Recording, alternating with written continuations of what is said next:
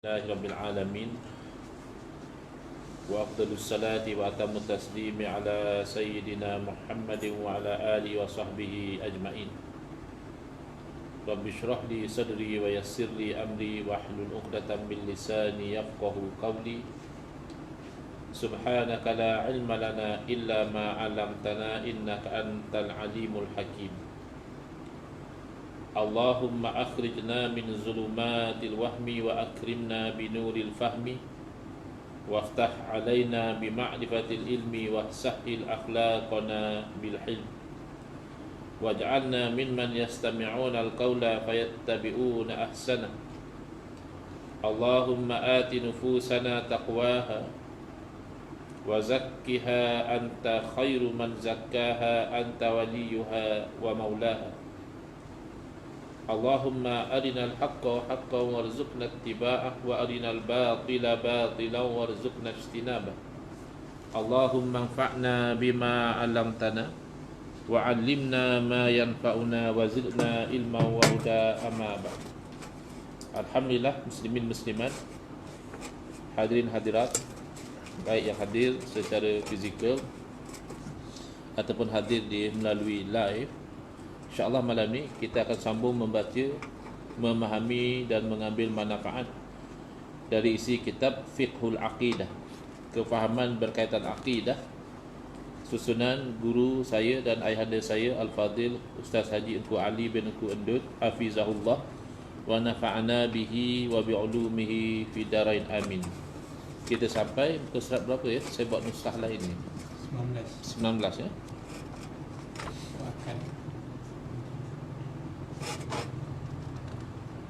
Lanjutan pembahagian hukum akal yang 3. Bermakna dalam kuliah yang lalu kita telah menerangkan tentang salah satu daripada 3 jenis hukum. Hukum dari segi bahasa adalah itsbatul amri au nafyuhu, menetapkan sesuatu ataupun menafikan dia. Jadi yang menetapkan atau menafikan itu adalah salah satu daripada 3. Sama ada ditetapkan oleh akal dan dinafikan oleh akal, ataupun ditetapkan oleh syarak atau dinafikan oleh syarak, yakni oleh Allah Subhanahu Taala, disampaikan melalui Rasulullah SAW, ataupun boleh juga oleh kerana kita itu selalu melakukan demikian. Lalu kita kaitkan sesuatu dengan sesuatu kerana biasanya berlaku begitu. Itu disebut sebagai adat. Adat di situ bukan bermakna adat tradisi seperti kita kata adat Temenggung, adat Pepatih, adat orang Selangor, adat orang Johor ya. Tidak begitu yang dimaksudkan, tetapi adat di situ bermakna sesuatu yang biasanya akan berlaku bila berlaku sesuatu. Misalnya makan kenyang, tak makan lapar. Jadi yang mengatakan tak makan lapar tu menafikan kenyang, itu adalah kerana adat, biasanya begitu. Ataupun mengisbatkan lapar, katakan ada lapar tu kerana biasanya kalau tak makan begitu, itu namanya adat. Jadi sekarang ni kita masih lagi fokus kepada hukum akal, iaitu sesuatu yang dinafikan atau ditetapkan oleh akal. Jadi sesuatu yang akal tidak boleh terima, benda itu tidak ada. Maknanya akal menetapkan benda itu mesti ada ya, itu namanya wajib. Wajib akli. Sementara sesuatu yang akal tetapkan atau akal nafikan benda itu ada, akal kata benda itu mesti tak ada, itu namanya mustahil. Akal menafikan benda itu ada, takkan ada benda macam tu. Ataupun akal kata boleh, ada pun boleh, tak ada pun boleh, itu namanya jaiz, harus. Jadi itu daripada 3, kalau kita buat satu gambar rajah, hukum pecah 3, akal, syarak dan adat. Maka akal itu dipecahkan kepada 3 lagi, wajib, mustahil dan juga harus. Dan setiap daripada yang 3 itu dipecah 2, akhirnya jadi 6 ya. Iaitu dipecah sama ada ianya daruri, iaitu dapat ditangkap, ditetapkan atau dinafikan dengan segera, tak perlu nak fikir panjang, termasuk daruri di sini. Ataupun nazari. Kan nazara asalnya melihat, maknanya ditetapkan tu selepas dilihat, selepas dikaji, selepas difikir, barulah ditetap atau dinafikan. Maka setiap satu daripada wajib, mustahil dan harus itu, dia ada jenis wajib yang daruri, memang akal akan hukum dengan cepat begitu. Ada juga wajib yang nazari, yang kena fikir dahulu baru akal menetapkan begitu. Sama juga seperti mustahil. Mustahil ada yang cepat akal menghukumkan, ada yang lambat kena fikir dahulu baru akal menghukumkan. Demikian juga harus. Harus itu ada yang daruri, cepat, dan ada yang nazari, kena fikir terlebih dahulu. Jadi contoh wajib yang daruri, yang tak perlu kita nak fikir panjang, iaitu jirim, dia mesti mengambil lapang atau ruang sekadar zat dirinya. Tak payah fikir panjang lah. Kalau ada gelas, mesti gelas nak ambil ruang. Dalam gelas ini pula, apabila diisikan dengan air, air itu ambil ruang. Kalau itu, kalau sudah penuh, diisikan lagi dengan air, dia akan melempah keluar. Kerana dia tu, yang baru masuk tu, dia menolak. Ataupun hatta bukan air, misalnya kita masukkan udara ke dalam bekas yang telah penuh, air itu akan melempah keluar.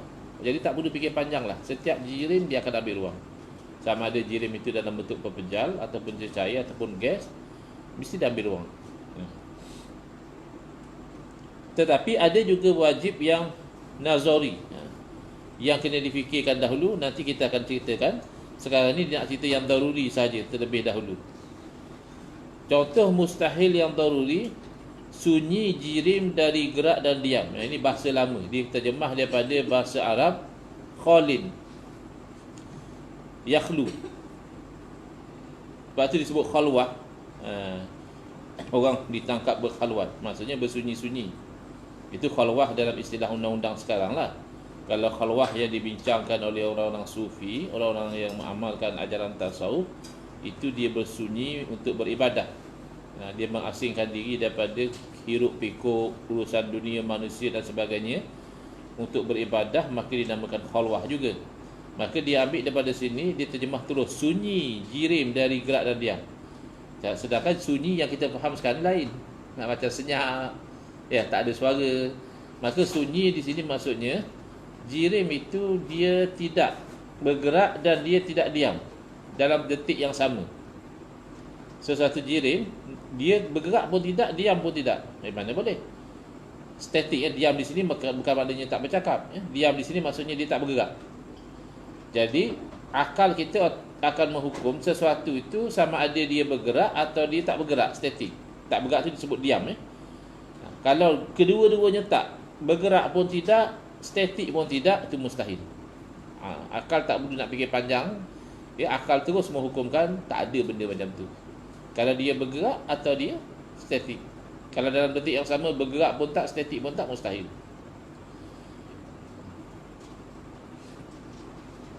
Harus yang daruri, iaitu Zainab. Ini contohlah nama orang. Zainab yang mempunyai suami, dan akal menghukumkan harus dia tu mendapat anak ataupun tak dapat anak.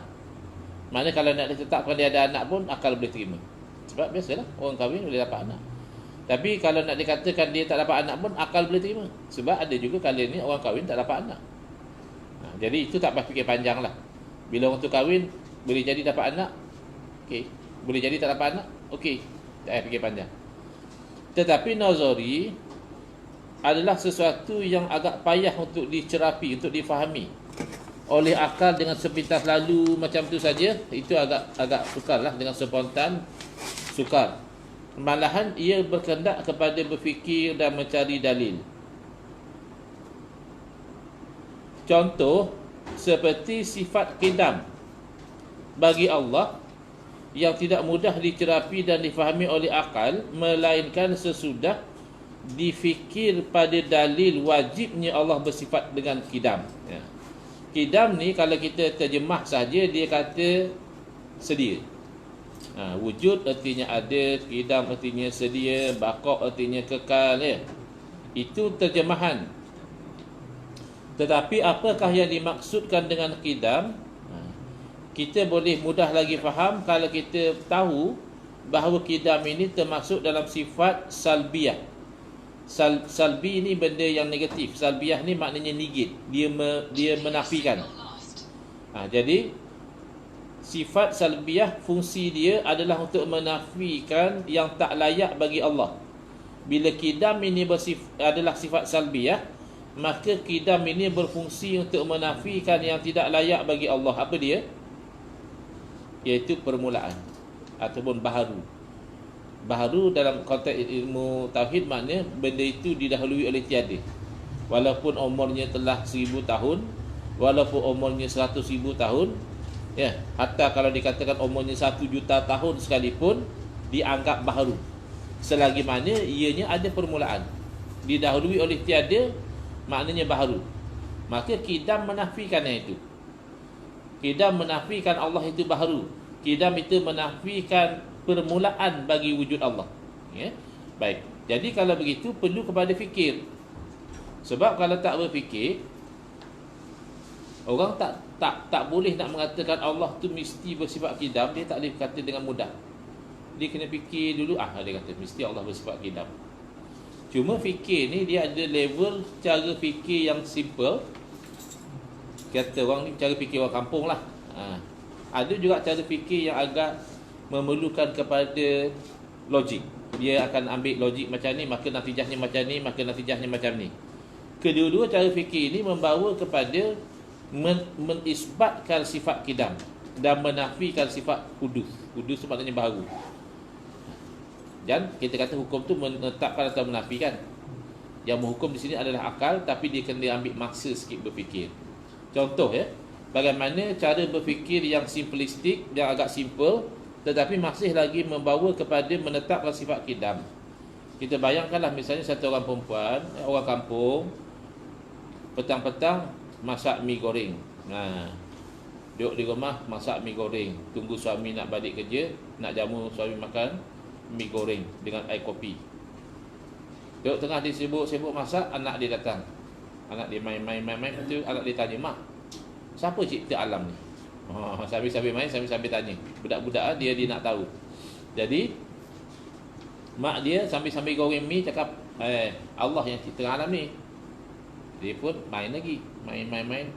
Datang lagi. "Mak, siapa yang cipta Allah?" Tadi dia tanya siapa yang cipta alam. Mak dia jawab Allah. Lepas tu dia tanya lagi siapa yang cipta Allah.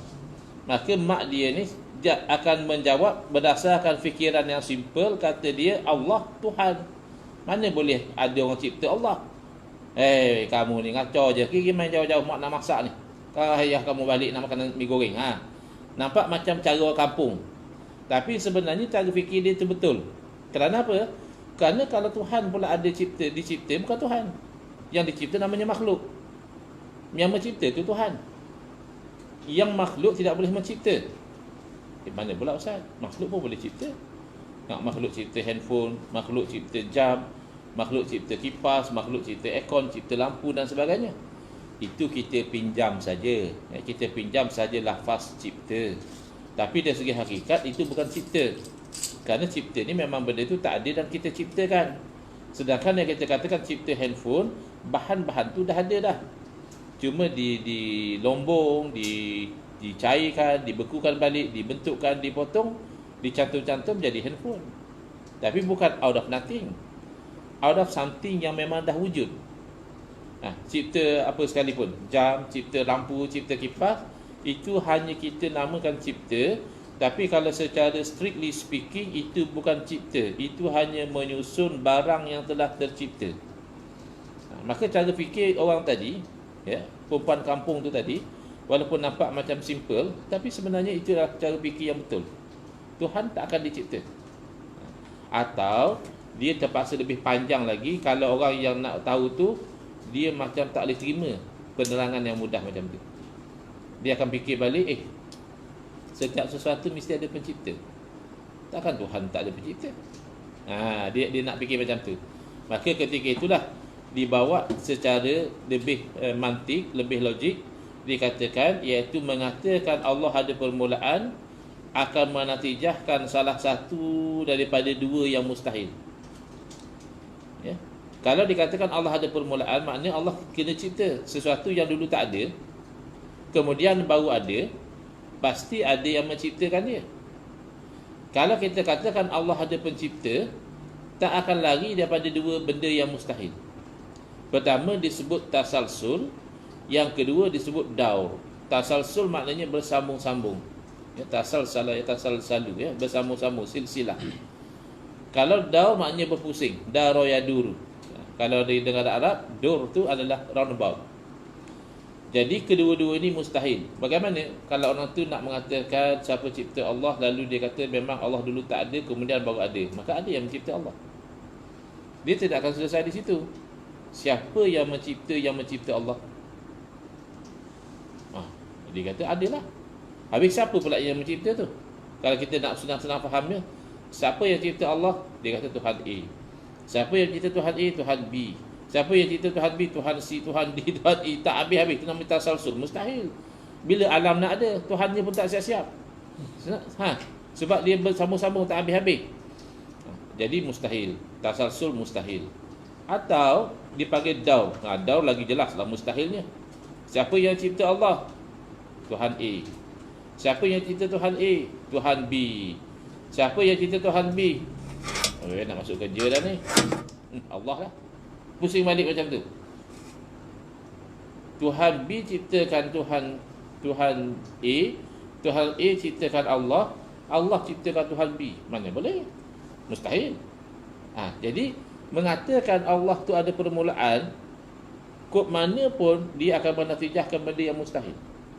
Maka tak dapat tidak kita itu mengisbatkan sifat kidam bagi Allah, bahawa Allah tu wujud daripada awal lagi, tidak ada permulaan, tidak didahului oleh tiada. Tapi itu kan panjang. Alih kerana panjang dipanggil nazari. Wujudnya sifat kidam itu adalah wajib yang nazari. Kena fikir, kena tenung, kena tilik. Ada juga perkara yang mustahil nazari. Mustahil ni sesuatu yang akal tidak boleh terima benda tu ada. Seperti syirik bagi Allah. Syirik ni maknanya yang sama seperti Allah.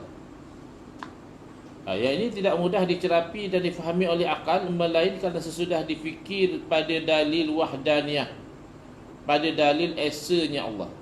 Kalau tidak difikir, kadang-kadang orang boleh terpedaya. Itu yang dia jadi sembah berhala lah, sembah pokok lah. Bahkan ada yang menyembah Rasul, mengangkat Rasul itu sebagai Tuhan. Jadi syirik itu sebenarnya mustahil. Ada Tuhan lain daripada Allah itu mustahil, tapi kena fikir, kena renung. Kalau lah ada Tuhan lain daripada Allah, maka Tuhan tu kat mana skop kuasa dia? Kan Tuhan tu kita tak boleh terima kalau Tuhan tu terbatas. Maka kalau masing-masing Tuhan, takkan masing-masing itu kuasa dia unlimited. Mesti kuasa Tuhan ni terbatas dengan kuasa Tuhan lagi satu. Jadi maknanya bukan Tuhan, kerana kuasanya terbatas. Ataupun satu akan cuba mengalahkan satu yang lain. Itu yang dalam Quran cerita tu. Dan bahkan tidak akan tergambarkan jadinya alam ini kalau Tuhan tu banyak. Dalam Al-Quran kata lau kana fihi ma alihatun illallah la fasadata. Kalaulah ada di langit dan bumi ini Tuhan yang banyak selain daripada Allah, nescaya binasa langit dan bumi. Itu kan perlu pada renung. Macam mana kalau ada Tuhan banyak binasa pula? Sebab tentulah Tuhan masing-masing nak buat macam dia nak, dan masing-masing berkuasa. Maka dia buat sebagaimana dia kehendak. Yang ni nak buat macam ni, yang ni nak buat macam tu, binasa.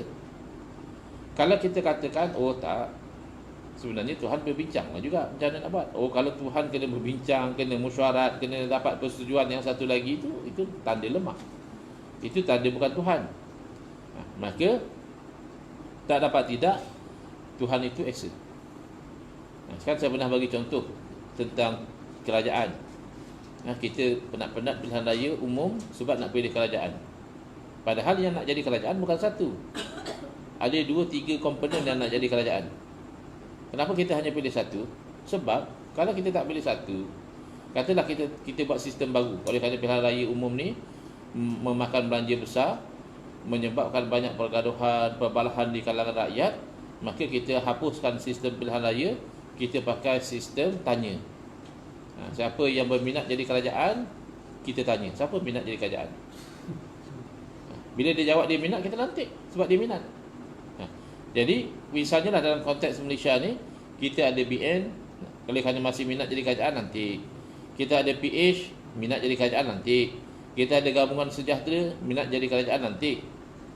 Kemudian oleh kerana 3 kerajaan, Perdana Menteri tanya juga. Nanti misalnya siapa, Tok Mat lah misalnya jadi Perdana Menteri, Tun kekal ataupun siapalah jadi Perdana Menteri juga, sampai 3 orang Perdana Menteri. Boleh tak nak tadbir negara kita dengan 3 Perdana Menteri, 3 kerajaan? Jadi kan akal kita mengatakan mustahil. Jadi kalau nak tadbir sebuah negara yang kecil, kan, kita tak boleh gambarkan oleh 3 kerajaan dengan 3 Perdana Menteri. Takkanlah nak tadbir alam semesta ni boleh ada banyak Tuhan. Padahal lebih logik lagi ditadbir oleh 3 kerajaan. Kenapa? Kerana yang tadbir itu makhluk. Makhluk dia boleh tolak ansur. Tak apalah. Bulan ni putusan kami yang dipakai. Bulan depan putusan kamu pula. Memang kacau bilau lah. Kan? Itu pun kita masih boleh bayangkan. Sebab makhluk dia boleh give and take. Tapi Tuhan macam tu. Tuhan terpaksa give and take, terpaksa ambil turn, terpaksa shift. Tak ada, mustahil. Tapi itu perlu kepada nazar. Itu namanya mustahil nazari, ya. Sesuatu yang akal hukum tak ada, tapi selepas dipikir dan direnung. Kemudian contoh jaiz nazari ataupun harus yang nazari. Harus yang memerlu kita itu fikir, renung dahulu baru kita buat keputusan begitu, ialah seperti harus Allah itu menyeksa orang yang taat dan memberi pahala kepada orang yang derhaka. Orang tu taat, sembahyang, puasa, zakat, haji, buat baik pada ibu bapa, buat baik pada jiran, tetangga, ya. Allah seksa orang tu. Satu orang lagi derhaka. Derhaka makna derhaka kepada Allah. Nah, minum arak, berjudi, pukul orang, ya. Menyakiti hati ibu bapa, menyakiti jiran tetangga, lalu Allah beri pahala pada orang ni. Dari segi akal boleh ke macam tu? Dari segi akal boleh. Kenapa boleh? Sebab bila kita renungkan, perkara itu masih termasuk di dalam skop kudrah iradah Allah. Maknanya sesuatu yang masuk dalam perkara yang skop kudrah iradah Allah, maka sesuatu itu boleh berlaku kalau Allah kehendaki. Jadi secara nazari, secara kita renungkan bahawa Allah mengazab orang yang taat dan Allah memberi pahala ataupun syurga kepada orang yang maksiat, itu harus. Cuba kita tengok peringatan di nota kaki sana. Tanbih lah, kalau bahasa Arab tanbih.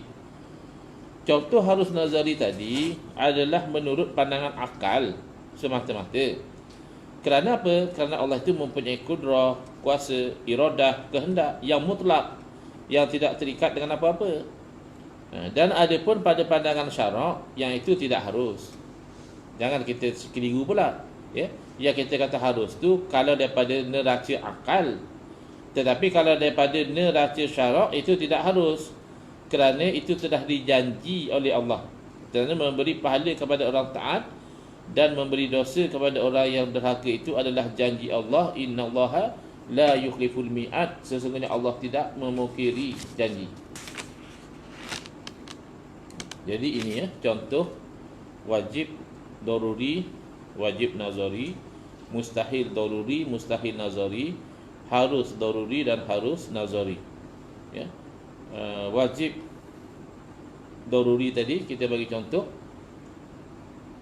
setiap jirim mengambil ruang, mengambil tempat dia.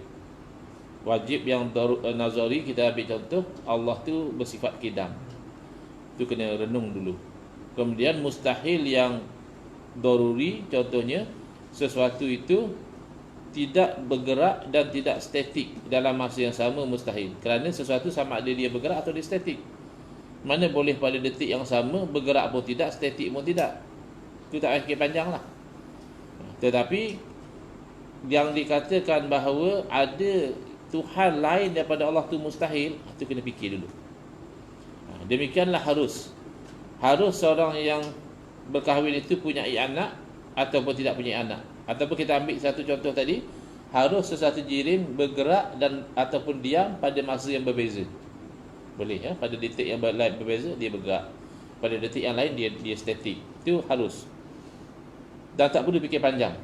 Tetapi kalau ditanyakan Adakah Allah boleh mengazab orang yang taat dan memberi pahala pada orang yang maksiat?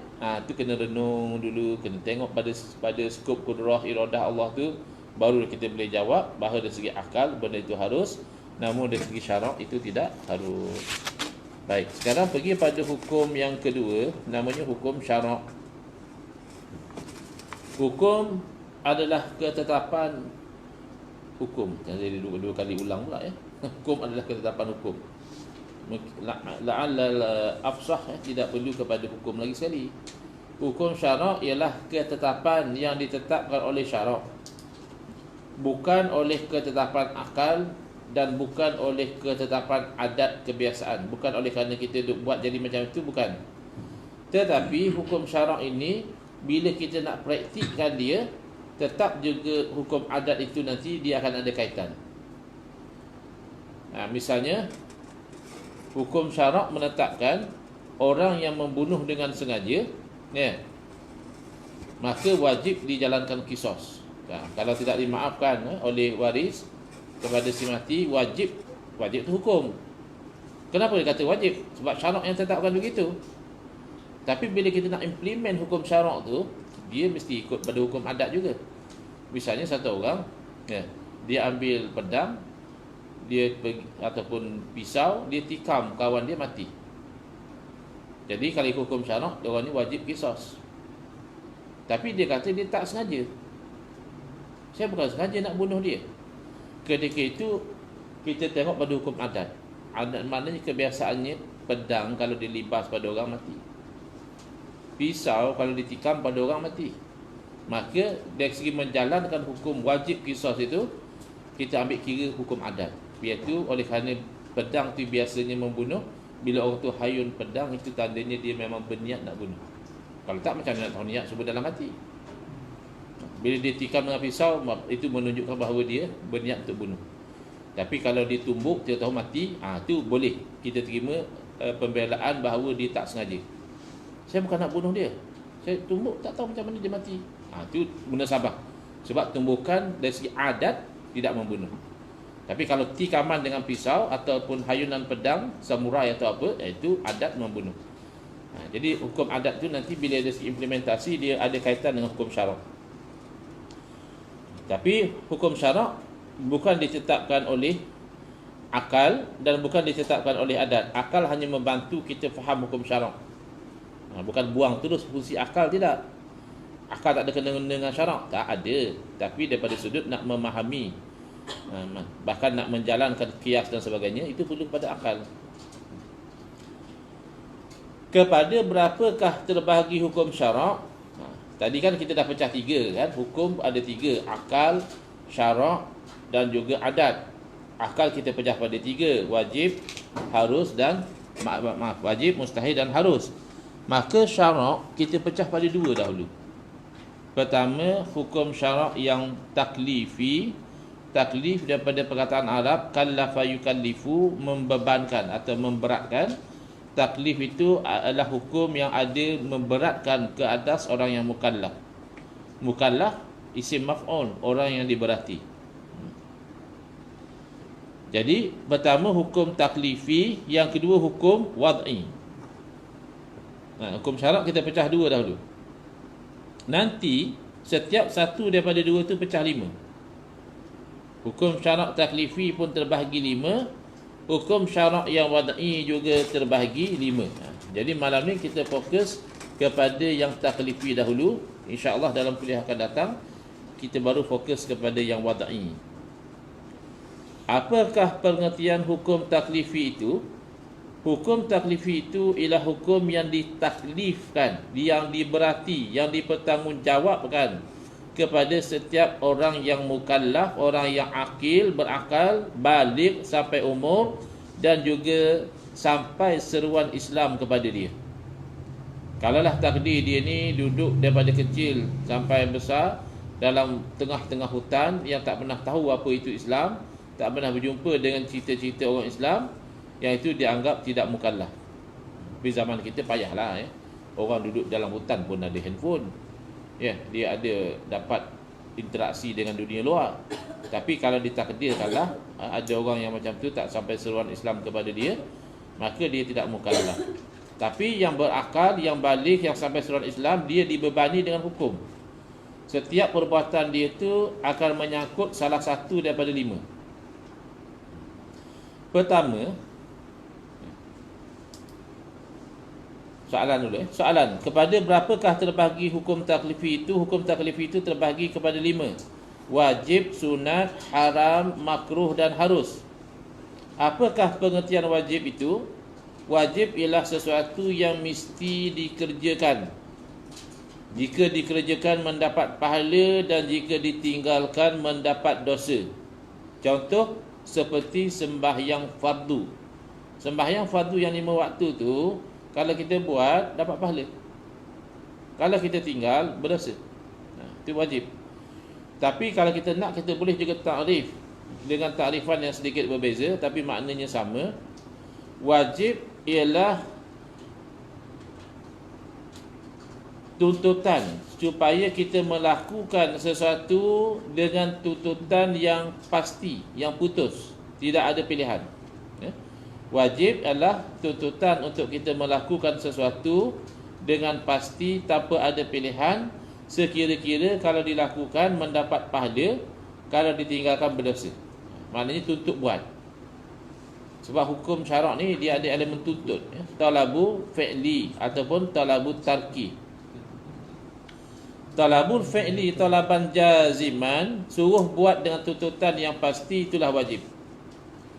Sementara sunat ialah sesuatu yang digalakkan. Kalau yang wajib sesuatu yang mesti, tapi kalau sunat sesuatu yang digalakkan mengerjakannya.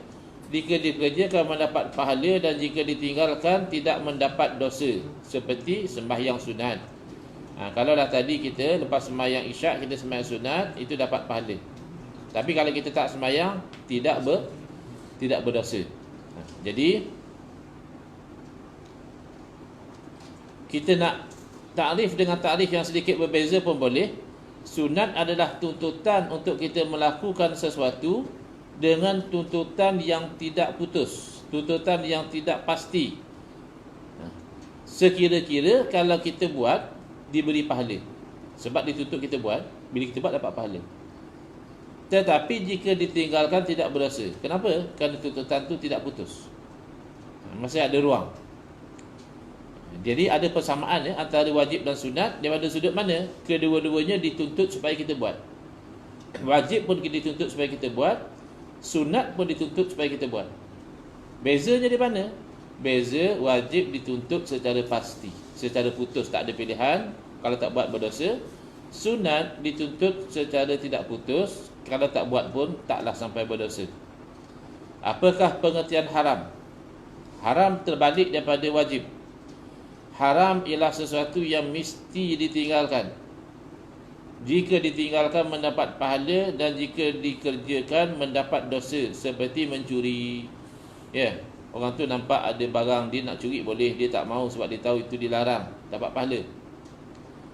Tapi kalau dia buat juga teringin, ini barang mahal ni, inilah peluang aku nak ambil, dia pun curi, berdosa.